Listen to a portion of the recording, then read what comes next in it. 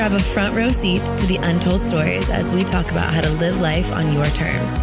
You're officially part of the inner circle. Welcome to Courtside with Courtney. And don't worry, I comped your ticket.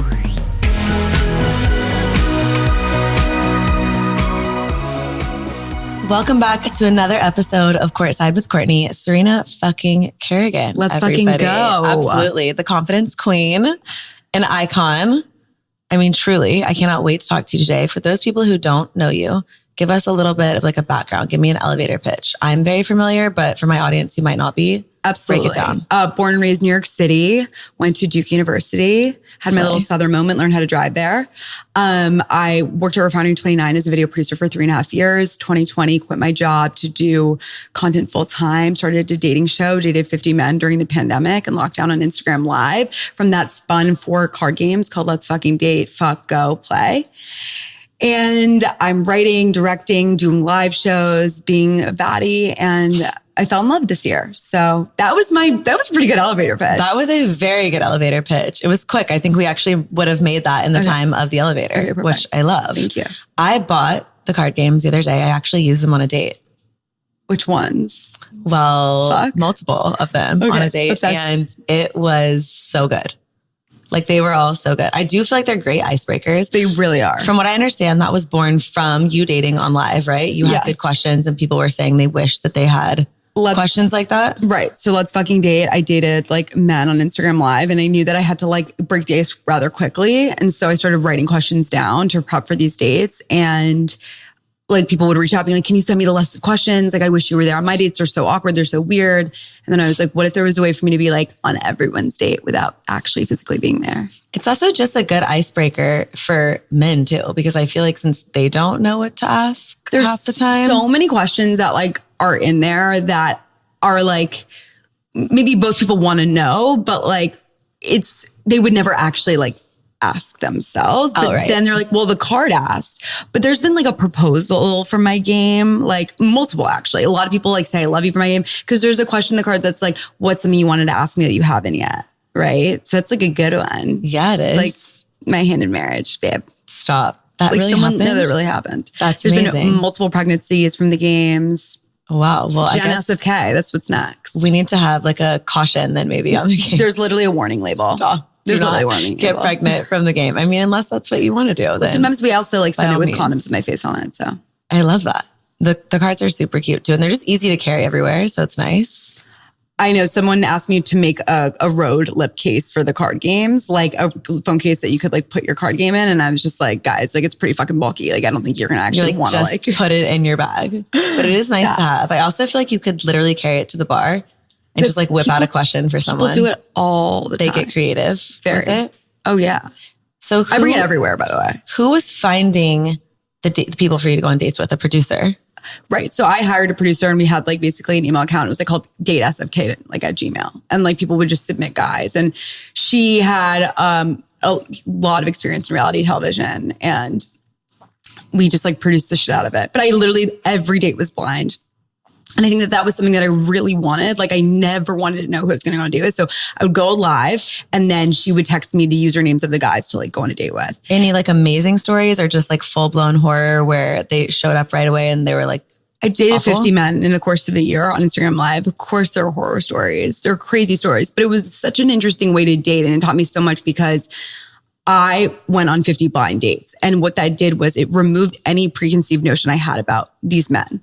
And I think that is so important and really helped me in my real dating life after the show. Because when we go on an app, when we hear something about a guy, we immediately are like thinking, we have this idea of them in their head, whether it's their age or their race or where they went to school or their job. And like, I'm sorry, but someone is so much more, or their ugly ass photo that they put, because men actually can't take great photos. Which by the way is kind of a green flag.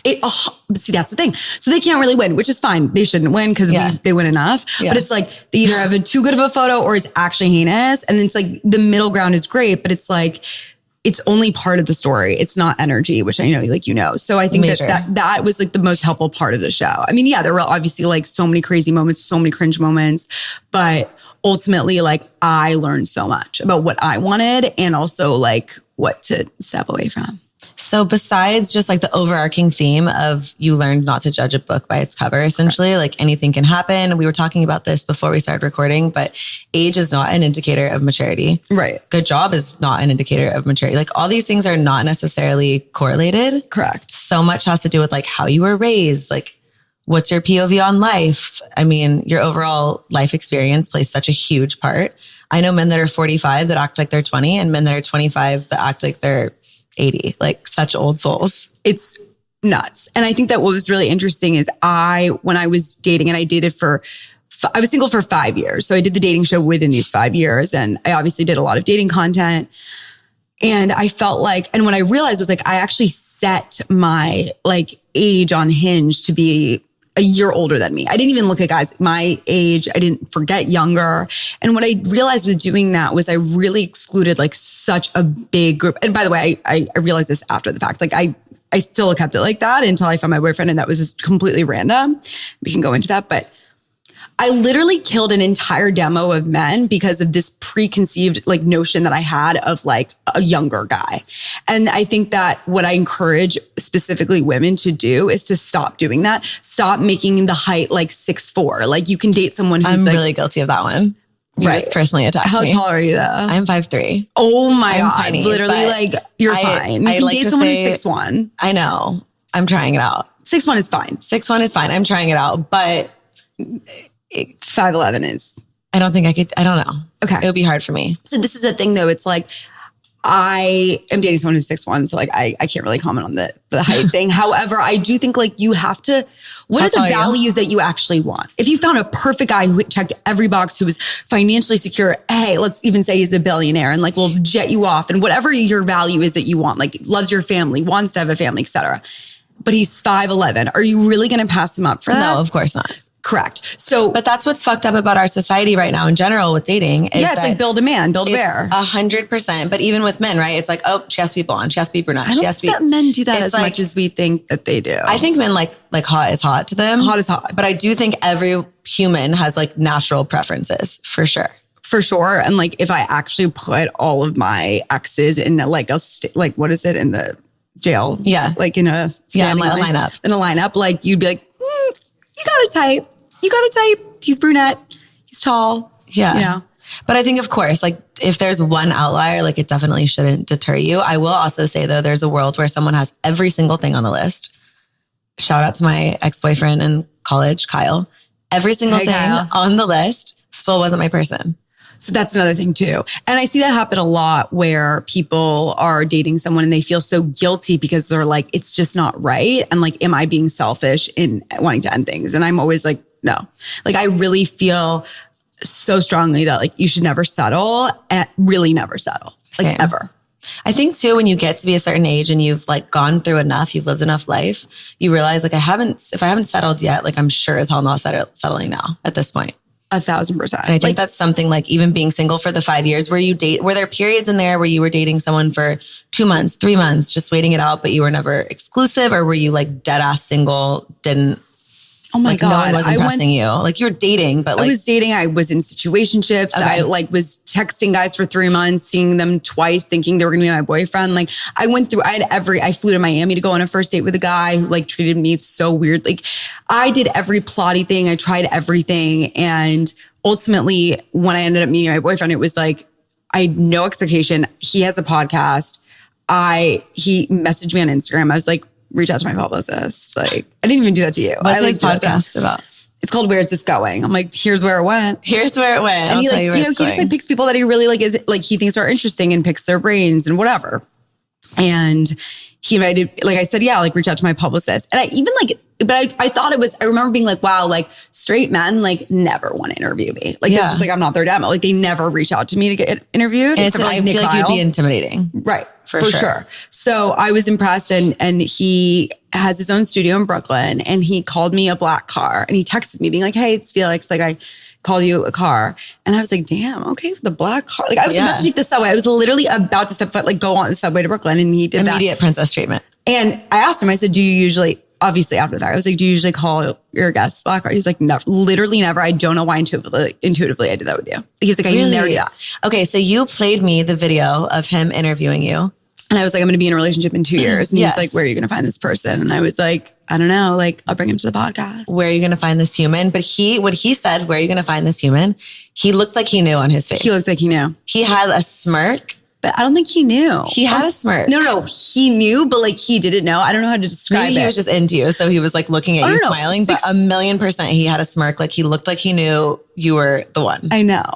6 minutes into the podcast, I said, are you hitting on me? I'm down. Stop. So like, I definitely like, and he wasn't hitting on me, by the way. But you felt the energy. I felt it's electric. The podcast is electric. And honestly, like after the fact, I was like, wow, like that was like kind of crazy. That's like my publicist was there. I was like, wasn't that crazy? And he's just like, yeah, sure. I was like, no, that was like really like intense. The energy. Amazing that you have that. Forever. And it's forever to go back and watch. It's kind of like viewing your first date though, no? Like kind of viewing accidentally. But it's kind of like my dating show. That's the craziest part. Is like I did the dating show for a year and I was like, I'm never doing this shit again. I'm never dating on camera, like never. And then of course, like the person that I'm dating, I literally met on camera. On accident. And like, oh, totally. But it's so kismet and I'm so happy. And my advice is that like, it's really easy in the beginning. Like it actually is. It's not like people are just saying that. Like it should actually flow. There should not be a question. I never screenshotted a text of his ever, not once in my life. Like day. What do I say? Like ever. Never stressed out. Not once. Oh, you too, Allie? Yeah, exactly. Never. I feel like everyone says it should be super easy. It's like, you just feel safe. And I think that that's what I realized, like in other relationships and relationships, that's a really generous term. In other situationships or guys that I was dating, if I felt like I couldn't just flow, like text the way I text you, the way I text anyone. Yeah, of my if friends, you can't double text somebody because you're like, what are they going to think about me? It's like, they're not. You don't feel safe. And I think that that's such a good thing. Like, why do I tense up? Why am I like questioning? That is a telltale sign that you should probably potentially move on or like play it out, but like check yourself because you need from the get-go to feel safe with this person. To be yourself. Agree. And instead of being like, oh, something's wrong with me, it's like, no, like your body is speaking to your mind first and it's telling you like, this isn't right. I say this all the time. The people that I've dated where we've had the best relationships, I sleep like a baby at night.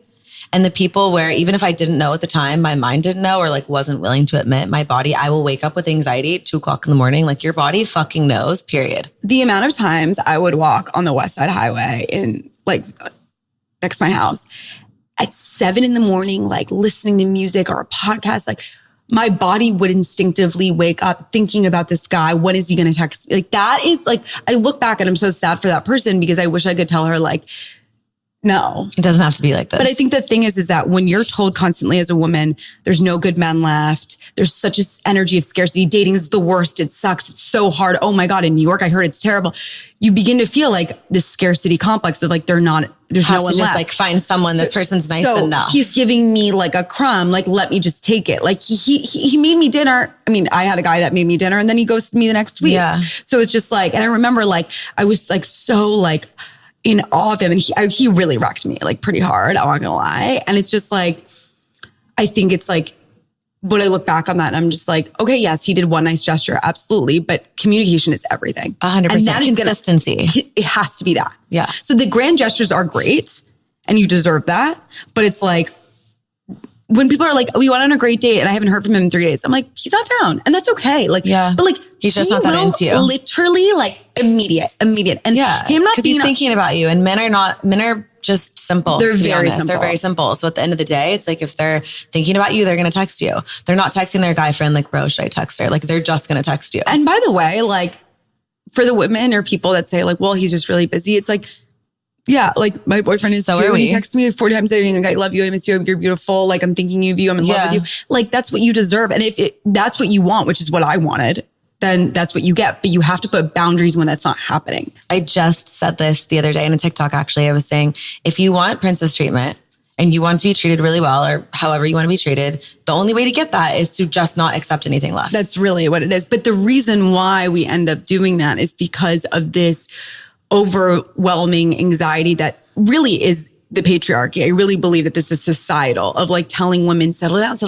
because an empowered sexual woman who makes her own money is so fucking scary to For sure. Like, you know where I think I conquered this recently? Because I think I realized with myself, there's nothing more lonely than being chopped in the wrong relationship. Being alone is not lonely. being trapped in the wrong relationship, being Terrifying. like completely consumed by someone who clearly doesn't want you, doesn't show up for you in the way that you want them to, and you're like chained to this person, that's fucking lonely. Being alone is not lonely if you have a full, fulfilled life. And if you don't, then that's also where you can go and do the work on yourself.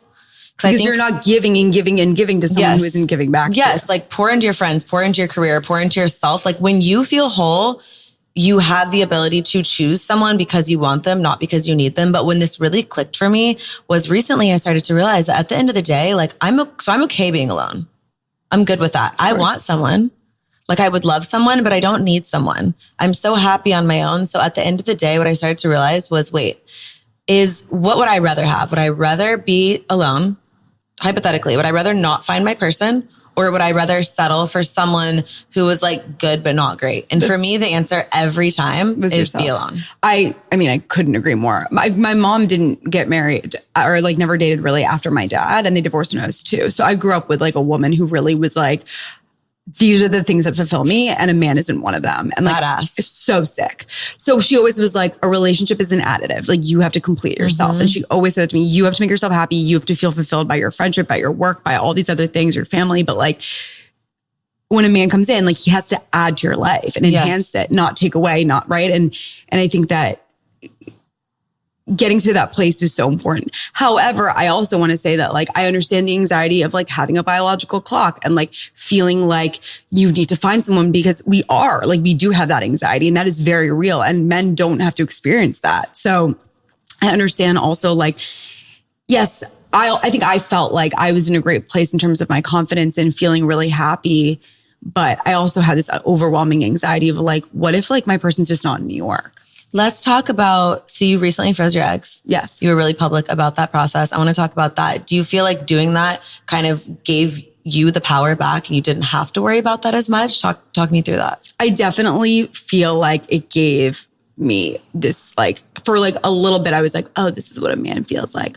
Of course, it's not 100%, going to work, and it's not 100% certain, right? Like, but nothing in life is. Like, nothing in life is. And for me, even though it is a really big privilege, it is very expensive. Like, this is what I wanted to spend my money on, Like, I could have bought a couple of Chanel bags or froze my eggs, and I was like, I'd rather fucking freeze my eggs. And that was just a value that I chose. But I know that it is really expensive, which is why I did a giveaway. And like, I'm giving away That's awesome. a round of freezing for one of my followers, because I just felt like, holy shit, like, all women should have this choice. All childbearing people should have this choice of like being able to delay like having a kid. Like, we're all working. Anxiety or feeling like you're having we're working. to and to say that like you can build your empire and have a kid, absolutely you can. Absolutely you can. But unfortunately, our society also doesn't really like make it easy for women to do that and mothers to do that, right? There's not like a lot of paid child leave and maternity leave. Paternity leave doesn't even fucking exist here. Yeah. So it's just like, society set it up in a way where I think women should be given the freedom to at least delay if they want to, and not having anxiety about it. And so it's been really empowering me. And anyone who's thinking about it should at least get a consultation and think about it. But it's just like, it also made me angry. Were you single when you did it? I was single when I did it. Yeah. And it just made me angry, because I was like, it's just so crazy how like birth control and then like egg freezing, it's just all falls on the burden of a woman. Mm-hmm. But like when you have a kid, it is 2 people, right? 100%. So, but it's just like, even the birth control stuff, it just pisses me off. It's like, I have to be the one like getting something inserted in my vagina, like my cervix. Like fucking up your hormones. The hormones. Like, I'm so sensitive to hormones. And I'm like, why does it have to be me that has to deal with this? It's so fucking annoying. Yeah. Shout out to condoms. Facts. That's the new SFK, like, condom brand. No, literally. You never know. I've literally printed them. Maybe the pack of cards should come with one. 100%. Feels like a good move. But I think at the end of the day, it's just having the optionality is key.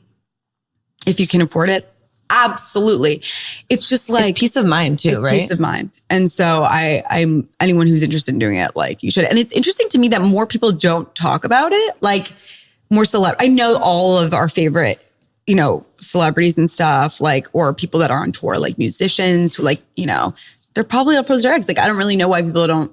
But I think let's get into that as a topic in general. I feel like right now what our society wants is share. Tell me everything. don't gatekeep, break it down. How do you look like this? How does your skin look like this? How does your body look like this? Like, where'd you find that guy? Did you freeze your eggs? Like, people want to know every nitty gritty detail. Do you get your lips done? And then you share it and they shit on you. Oh, so welcome. It's also, girl, I've been here. No, actually, welcome to me. You're literally an OG, but like, It's like one of those things where it's like, well, do you want it or not? Because like I'm willing to share.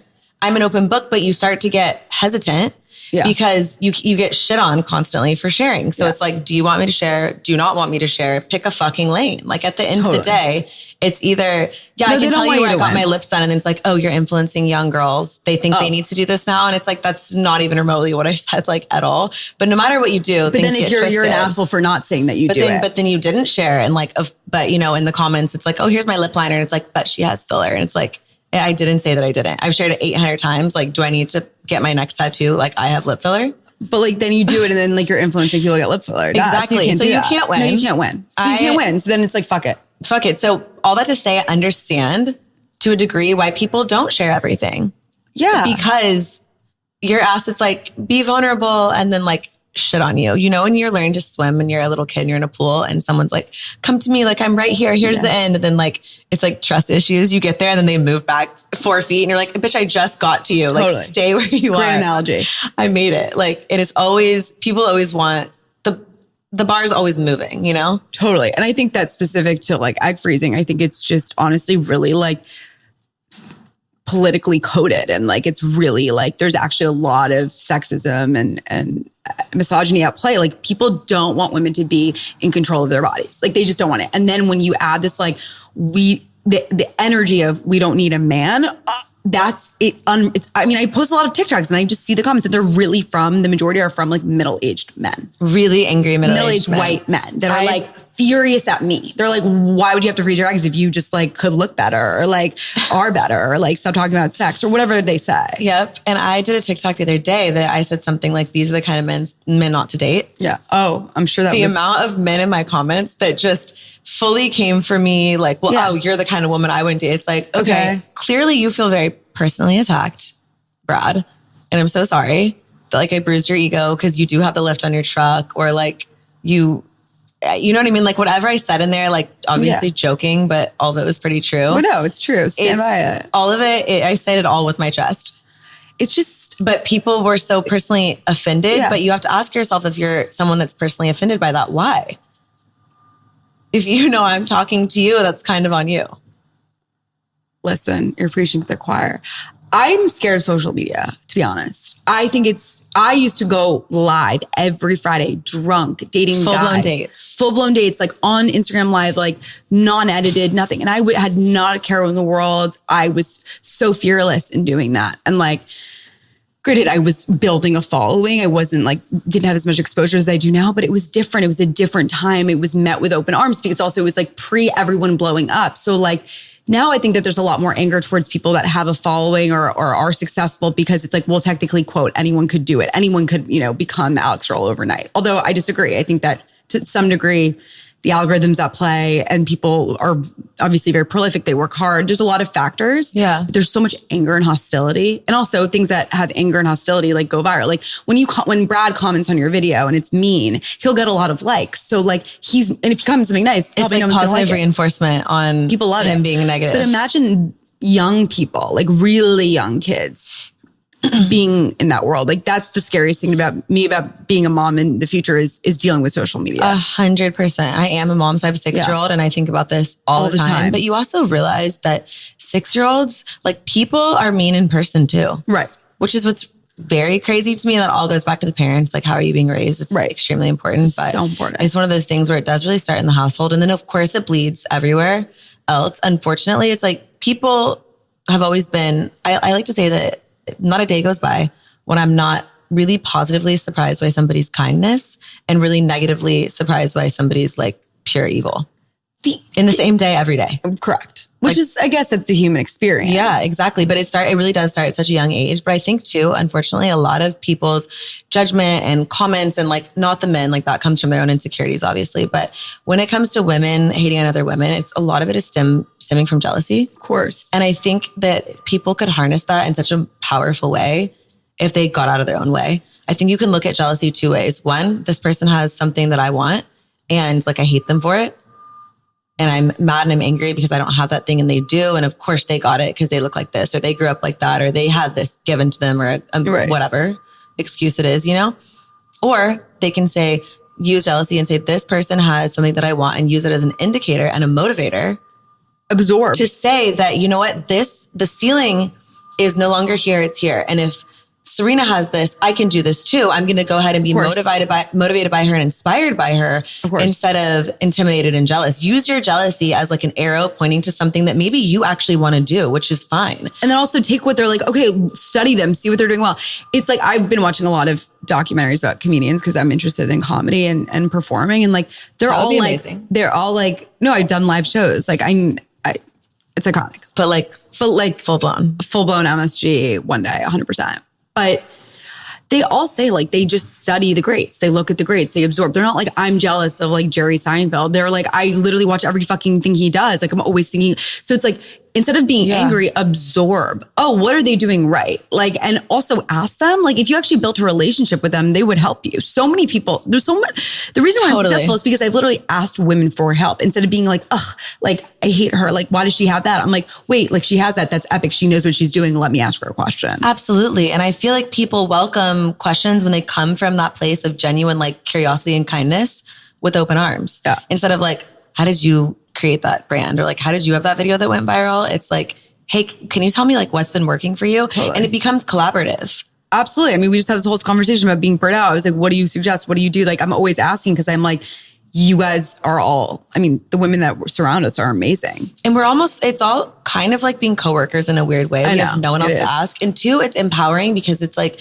even I've had full blown like friends of mine ask me like, how much did you charge for that? Or how do I know how to do this? Or because where else are we getting this information if it's not being collaborative with each other? Or regulated. We're doing everyone a disservice by not having those dialogues. So it's interesting. It's like, this makes me think of the Facebook group, like, are we dating the same guy? Oh my gosh. Because it's like, are you part of it? I'm not part of it, but I have a friend that is, and she showed me the other day, and I was like, holy shit. I love it because it's like, there's like an accountability at play. Totally. I mean, I obviously searched every guy I've ever dated and like none of them are in there. I'm like, what the fuck? They should be. He's like plastered. It's like only you. No. He's literally like the most perfect human. Like he would never, but yeah, like it's like no one responds. Well, everyone's like, no, he's great. No, I literally want to post guys because like there's like narcissists. There's been guys that have like fucked with my head, and I'm like, no woman deserves to go through this. But regardless, I think that like someone said something. I've definitely seen it on TikTok where it's like gossip is the thing that like unites women together. It's like what protects women. Like that's why gossip is a good thing because like women gossiping about certain things is like that information is getting passed on and like protecting different women from different things. But sometimes it's negative, but like for the most part, it's like what helps us, right? I think that was all much like anything else in life. It's all about where it's coming from. Right. And perspective. If it's coming from like a negative place of you wanting to like shit talk someone else, that's obviously not good. And I do think people use that as like a cheap bonding tactic with other people. But I think if you're just talking, you're talking about your own life and yourself, like super healthy. Amen. And totally fine. So I do feel like there's like a line there, but totally, you know, people. So let's talk about dating a younger guy. Yeah. I'm a big proponent of this. Like I think I kind of think I'm just going to reside to this, but you tell me. I think your experience. I just like, when I met my boyfriend, I had no idea how old he was. And I just like, I remember like Googling and it was like recent college grad. And I was like, recent college grad? I was like, what? Like, and I remember showing up to our third date and I was like pissed. But you didn't know before your third date? No. Wait, are you counting the first date as the podcast or like actual date? That would have been the fourth date then. Okay, so hold on. I want to rewind for a second. So the podcast, sparks were flying. Then he asked me out to Omakase. He picked me up at my house. Okay, so how long after though did he ask you out? Like that day. He was immediately. Like, let's continue over dinner. Vibe too and was like, let's continue over dinner.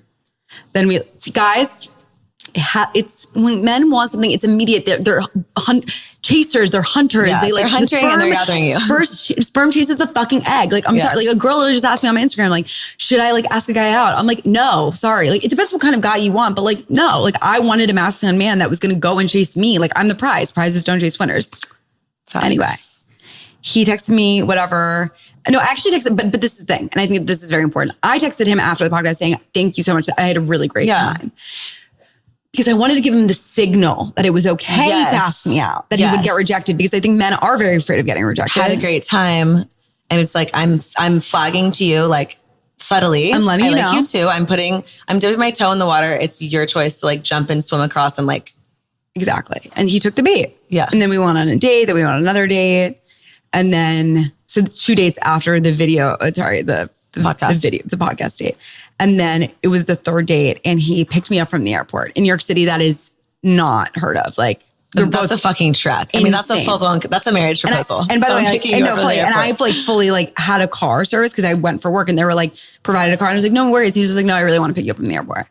So he picks me up and I'm like fuming because like I Googled him. And I think that my fear was like, oh, I'm like the first older woman. By the way, like, guys don't care. He's 24, I'm 29. Like, let's relax. But like, okay, I'm almost 30, but it doesn't matter. My birthday's literally next month. Happy early birthday. I know, I can't wait. I heard it's chic. What are you going to do? I'm throwing a massive birthday party. You're invited. Okay, I HBD, want to come back. SFK, RIP to my 20s. Wait, I want to come. Where? You actually must. Well, I'm not going to say it on the podcast, but everyone's delighted. Like, I don't mean literally where, but like here? Or are we going somewhere? Yeah, yeah, it's sick. 300 people. Okay. Like, it's insane. Yes. I'm a big birthday girl. But anyway, I just was like, I didn't want to be this like, I just didn't know him. Like, I didn't know what the vibes were. So I remember on the day I was like, so are we going to talk about your age? He's like, what about it? And I was like, well, have you been like with older women before? Oh, so just like you act like you're like 50. Yeah, no, like, I hate even saying this out loud. And he's just like, I mean, my last girlfriend was 27. The girl before that was 28. Like, so I was like, and it made sense. You didn't want it to be novel is what you're saying. Correct. I didn't want to be the first one, you know, and that definitely like, I felt better. And then I just like, honestly, it just, even to this day, it never comes up. It only comes up when people are like, how old is your boyfriend? And I have to say he's 24 and they're like, oh my God, like what? Like, that's crazy. And I'm like, I think I've been on 500 first dates. I've dated 40-year-old men that are less mature. It really is like, and I think that he is an anomaly for sure. Like, I've always been like, never younger. It has to be an older guy, but it's just how he was raised. It's, you know, he grew up in New York, really strong, independent French mom. Like, it's just like, there's a lot of factors that went into it. It's all about an individual person. I have been on dates with 26-year-olds that didn't know where the paper towels were in their house. And I've had 26-year-olds that have cooked me 3-course meals. Like, it is not about the age. It's about the maturity. It's about how they were raised. It's about how they carry themselves, what they want. And that's the thing. And I think that when we think about our preferences in dating, it's like, do you have to have a 6'4" guy, or do you want like a guy that's going to hold you, take care of you, lift you up, that you're sexually attracted to? One. Do you want a guy who has to be 30, or do you want someone who's emotionally intelligent and is like the best communicator ever? Different value. So true too. Do you want someone who is super fucking rich and like already sold a company, or someone who is super ambitious and will do that one day? So that's the difference here. It's like thinking about the actual can build value with you and can be supportive of you. Correct. And I'm not saying date potential. I don't think you should. I think you should date your person, but I think that we all have a lot of life left to live and a lot of potential and growth. But I don't think like someone's ambition is potential necessarily because they're present day ambitious. Absolutely. They're already like driving towards that goal. Absolutely. Right? But I just, you know, it's like someone was like, like my boyfriend doesn't make as much money as me. And I was like, okay, that's fine. But like, could he potentially like one day soon? And she was like, yeah, like he's building 3 businesses. He's so like, I was like, exactly. So I was like, it's about the actual value. And I think that we get confused. 100%. But I think that what's really interesting that you just said that I want to point out is if someone says, I need to have a man that's 30, it's because they're not separating out in their head. What they're actually looking for and wanting is that emotional maturity, which is why they think he needs to be 30. But what they're not realizing is that that's irrelevant. I got bamboozled thinking that like the 30-year-olds were really emotionally intelligent. Right. And there is something about the Gen Z, like, oh, well, I literally sound so old. Like I can't. But there really is something about men that went to college during Me Too. Like, I just want to say, like, I know it's a big generalization, but there's something about like the respective women and like what's our age range for that then? I don't know. I'm trying to like around that age. Yeah. It's just like Gen Z. Like there was a different energy when I went to Duke that I felt like there wasn't this like real respect and like consent, verbal consent, and like it wasn't the time, right? And I think that we're a little more woke now, and I think that's kind of cool how quick that changed, though, right? In the grand scheme of things. But imagine, you go to school and this whole movement happens, and you're like, fuck, I don't want to do that. I don't want to disrespect a woman. It's I also think there's no excuse now for it versus. Thanks. I'm glad a movement made you realize maybe I shouldn't sexually assault someone. But you know what? It had to be something. Yeah, exactly. I think though, at the end of the day, it's even the people that are really good people where that would have never even crossed their mind have to kind of take an extra step now to where they're thinking oh wait, no, I need to really confirm here. Right. Because of that. So maybe it's not even they were bad or negative in any way, but maybe because they weren't, they didn't even think that. That's what, and I think it was more ignorance. I think it was ignorance. A lot of the things that maybe we experienced or our friends did, but that is something else. Anyway, I think the moral of here is if I had let my boyfriend's age become a factor, I wouldn't be the happiest person in the world right now. You wouldn't be here. I just wouldn't, I feel I got the relationship I really dreamt of. And I had to let go of some of my preconceived stereotypes and preconceived notions of what that meant. I have a personal question for you regarding this. So isn't this all personal?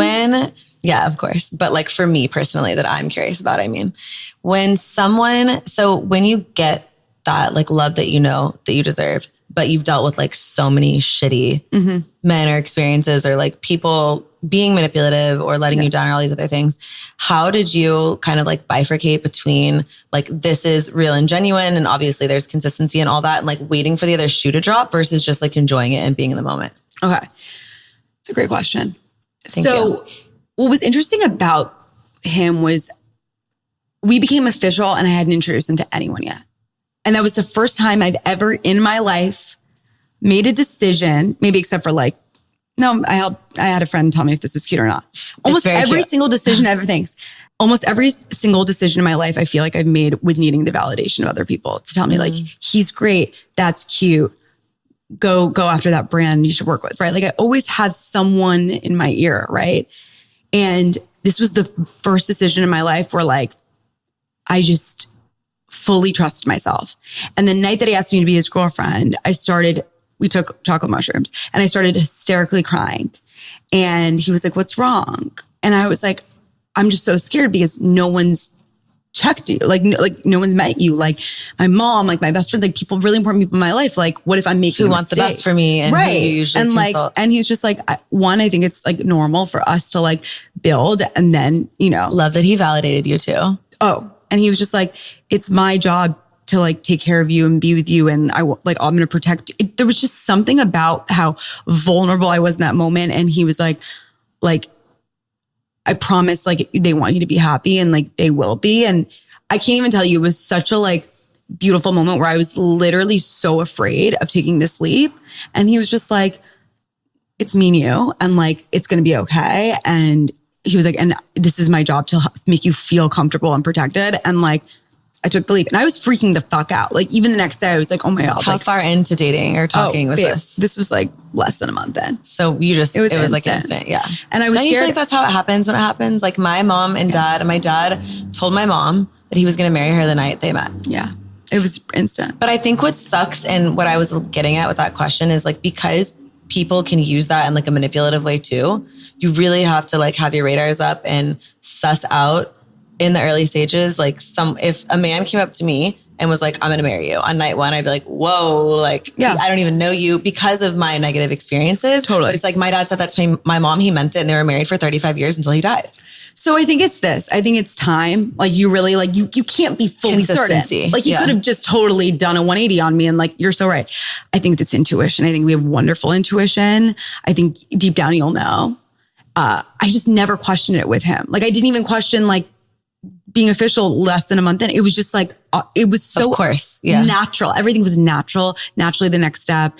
And I think but yeah, for me to be no, it was perfect. And I was so happy and I was so trusting. And no, I had a moment that first night where I was oh my God, what am I doing? No one's agreeing. No one's vetted you. I use the exact word. No one has vetted you.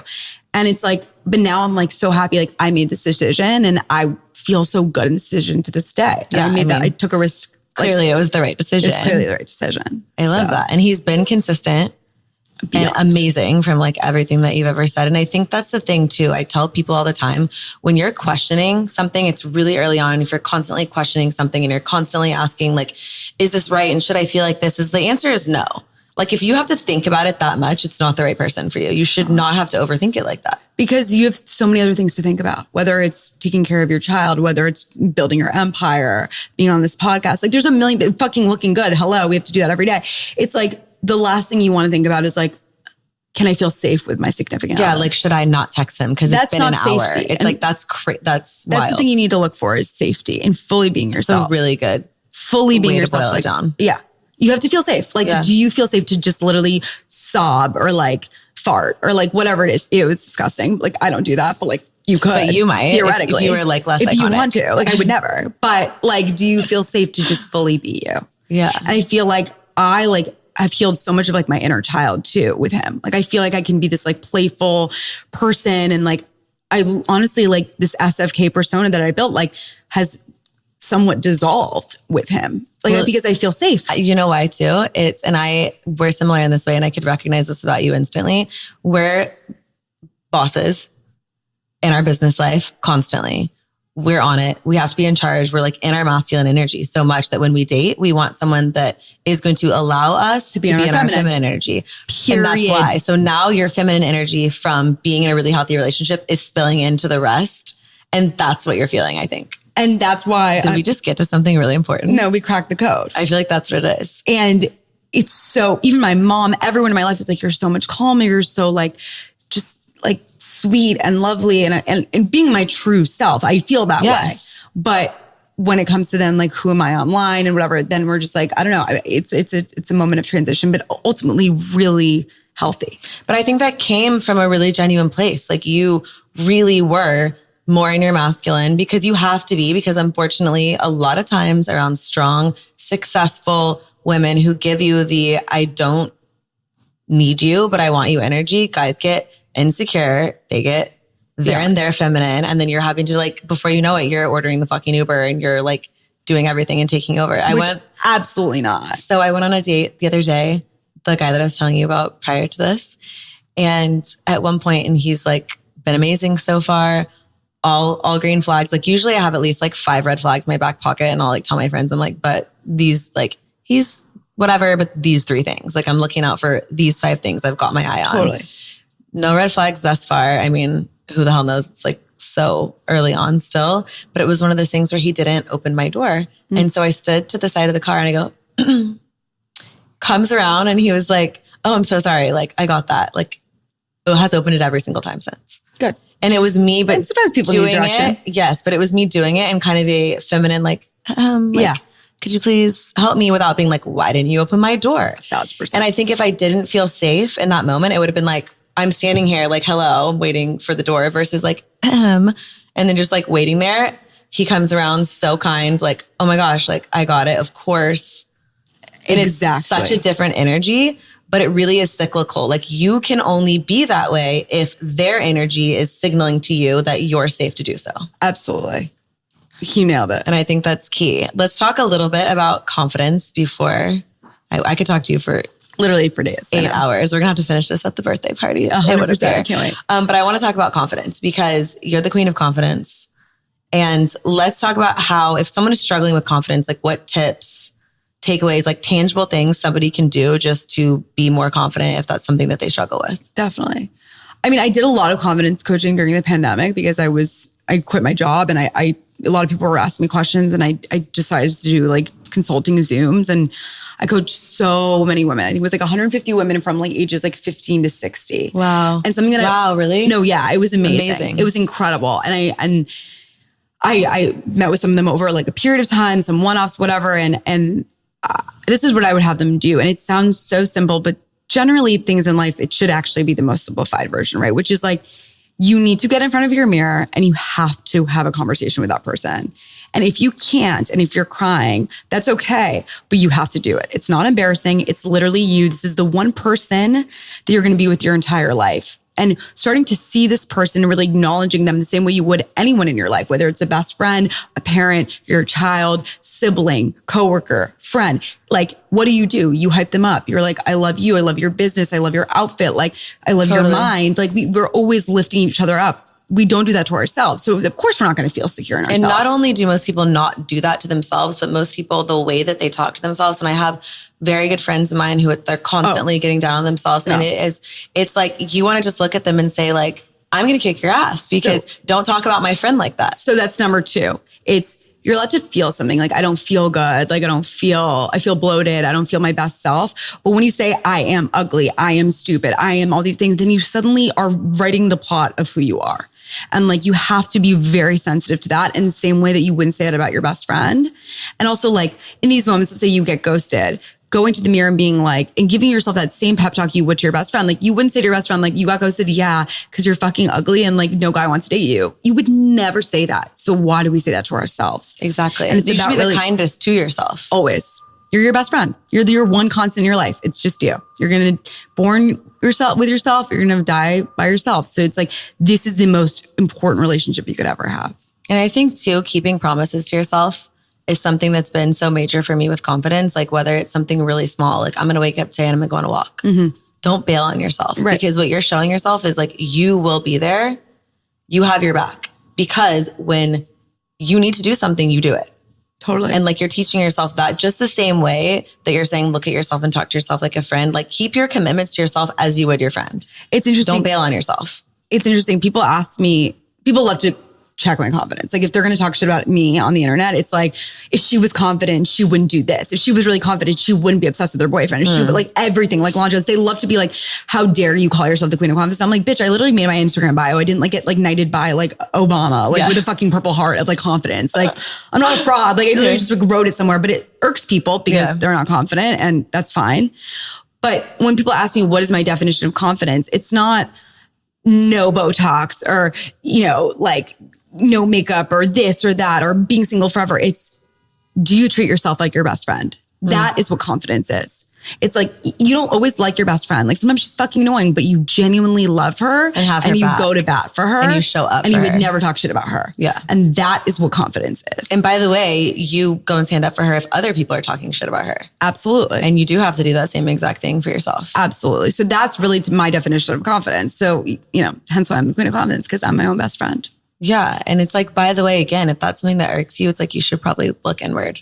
Always. On that one. That feels like, so, and I told this story on another podcast before when I was talking to one of my good friends, but my daughter who's 6 came home one day from preschool and she's like, talk about a queen of confidence. Like that girl. I mean, she is love next level. We've been doing affirmations since she was 1, like before she could talk. My nursery for my kid is going to be all mirrors. Like I'm going to be so annoying. 1,000,000% because it works. She's so stunning.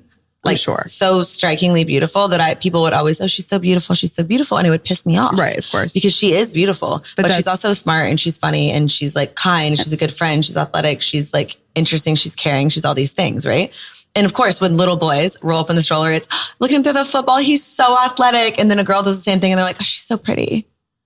And it really does start like, it's crazy. Like if you think about it, that's how young it starts. And so I have always taught her, I said, you have to what for yourself? And she'll say, advocate. And I'm like, that's damn right.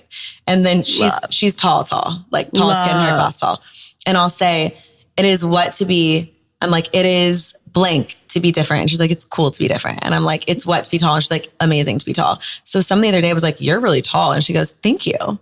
And I was like, fuck yes. Like that happens absolutely the response. Exactly.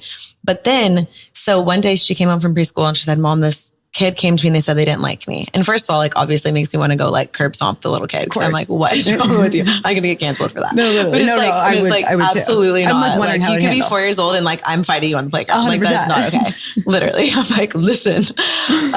But we decided to come up with a response. And to this day, I think like adults could learn from this response too, because truly this is like across the board. So say you don't like me. I don't like you. Well, I like me. So I guess that's on you. There you go. Period. It starts with yourself. Yes. So it's kind of like you can carry the weight of what you think about yourself and your validation on other people's opinions of you. That's why I started SFK, was because I realized I got to a point in my life where I was like, I can't do that. Like that is like, it's so miserable. Losing game. And it's a roller coaster, because 1 minute like you feel validated, then you're not. And it's like this constant cycle. And I think it's about, how do you find that within yourself? And also, and it spills into every aspect of your life. You don't get a job or you get, laid off. Like you don't take it personally. Like you realize it's a business. Like you get ghosted, you don't take it personally. It's on that guy. Right fit too. It's like, right. It's like, I think that what our immediate reaction is when we face rejection is, what's wrong with me? But also realizing that it might not actually have anything to do with you. And hopefully if it did, that someone would give you constructive criticism and you'd be open to it. And I think too, in like the one like pretty toxic relationship that I had, when he would say really negative and hurtful things to me, like very verbally abusive things, I was so rooted in who I was. Like obviously, ultimately I ended up leaving, but that was like short-lived. But I was so rooted in who I was and in my confidence that what he said to me didn't make me think less of myself. Right. It made me think less of him. Absolutely. That's the goal. And I think that that's like where we have to come from, right? As women and as people, where it's like, I know who I am. I sleep like a fucking baby at night. Get to lay my head down on my pillow because I know I'm a good person. I know I went out and I did my best. I'm not perfect by any stretch of the imagination, but like, I know who I am and I love her. And so you can come and say whatever you want to say about me, but it really is irrelevant. And I think that you decide the truth of who you are. Like it's you that decides, which is why it's so important the way you speak about yourself, to be authentically you, but also kind. For people who are trying to date, who haven't had as much dating experience, maybe they're on dating apps, like any dating app tips, like things to do to stand out. I put a lot of glam photos and shit. I wouldn't do that anymore. Okay. Like, I think it's like about, like not just trying to show maybe like really the authentic version of who you are, which like, that was like my job, and maybe one would have been good, but I felt the need to like overcompensate there. I don't know. I really, honestly, I truly believe like try to fucking get out of the apps. Yeah. And like ask friends to set you up and like there's beginning to be a lot more of these in-person events. My boyfriend is starting a company, and part of it is like, it's called Links, and it's literally like getting people to meet in real life, because like people are desperate for it, and we need like that. Saying yes to things. If you're single, I feel like too, I did like it for your friends like, hey, like I love that. Like let's go and like grab happy hour. And it's like, okay, sounds good. You just never know like who you could meet in any given scenario. The podcast was a great example. I was like, sure, like I'll do this because like I don't say yes to everything, but I remember being like, why not? This could be fun. And if I hadn't done that, I wouldn't be here now. So it's like exactly that. It's also just being down to do it for the plot, because there's always a story that'll come out of it, or the experience, right? It's like the plot, the experience, just doing it and showing up, by the way, like as your best self, like showing up, feeling confident, showing up, being kind. You just never know who's watching, never know who's listening. Like for example, if it hadn't have been Felix, he could have been like, oh my God, I have a friend like that you need to meet. Like you just never know. So it's like, but you have to leave your house. 100%. I do think that a lot whenever people are like, it's going to happen for me. And like, whenever it's meant to be, I'm like, for sure. But the guy's not going to like plop on your couch beside you. Like you have to go and leave and get out to find. It's exhausting. I did it for 5 years straight. Like it is, but it's worth it. But you have to put in the work. What's next for you? Being iconic. I mean, that's presently happening. You're right. I'll never peak. What's next for me? I am doing a lot more writing and directing. I'm really trying to like jump into that field. I'm about to turn 30, which is major. That's going to be iconic. But 30. I think it's really about like listening to like what makes me feel good and what I enjoy doing. And I really like love to write, love to direct. And so I've been doing a lot of that. It sounds like you're in the best place you've ever been in. I'm a really good place. And I can tell the feminine energy is spilling over into all those things. It's like you're being more creative. It's like every little thing, like you feel like your most like true self right now. I feel like that's very sweet of you to say. Well, I feel that way. It's been a fucking pleasure. Oh my God, you're amazing. Thank you so much for coming on the podcast. Courtside with Courtney, baby. Bye guys. Obsessed.